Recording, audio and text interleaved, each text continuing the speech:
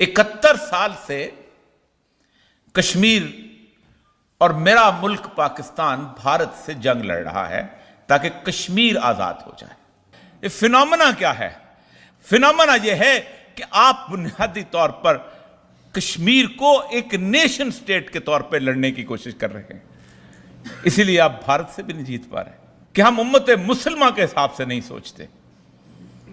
हमारा मसला यह है कि हमारे यहां पाकिस्तान फर्स्ट की बात बहुत बड़ी बात है, इसीलिए हम भारत से लड़ना चाहते हैं।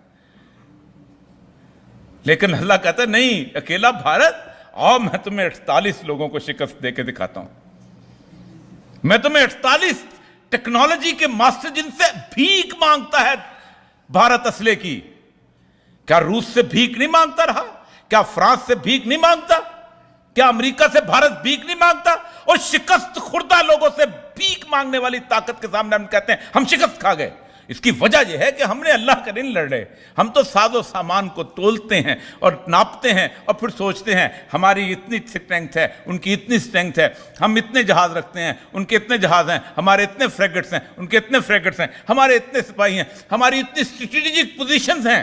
बेखतर कूद पड़ा आतिश नमरूद में इश्क, अक्ल है महवे तमाशाए लबे बामबी। और ये क्यों होता है? ये इसलिए होता है कि फतह और नुसरत हमारा